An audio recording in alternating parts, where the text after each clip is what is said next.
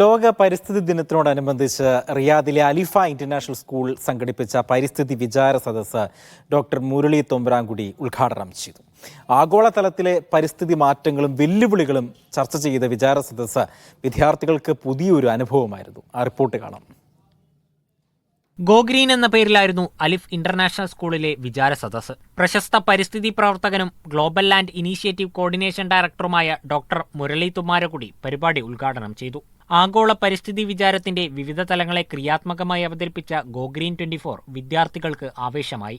ആഗോളതാപനം, ജല, വായു, ശബ്ദമലിനീകരണം, വൈദ്യുതി വാഹനങ്ങൾ, സുസ്ഥിര വികസനം തുടങ്ങി നിരവധി പാരിസ്ഥിതിക വിഷയങ്ങളെ ആസ്പദമാക്കി അദ്ദേഹം സംസാരിച്ചു. Alif group of schools executive director Lukman Ahmed, principal Abdul Majeed, headmaster Naushad Nalakath എന്നിവരുടെ നേതൃത്വത്തിലായിരുന്നു പരിപാടി. രണ്ടാം സെഷനിൽ വിദ്യാർത്ഥികളുടെ പരിസ്ഥിതി സംരക്ഷണവുമായി ബന്ധപ്പെട്ട ചോദ്യങ്ങൾക്കും ആശങ്കകൾക്കും അദ്ദേഹം മറുപടി നൽകി.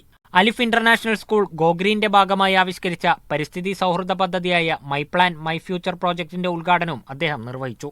ഹെഡ്മിസ്ട്രസ് ഫാത്തിമ ഖൈറുന്നീസ, ഹമീദ ബാനു, അലി ബുഹാരി, സൻഹ മെഹ്റിൻ, സയാനുള്ള ഖാൻ എന്നിവരും സംബന്ധിച്ചു. Media 1 Riyadh.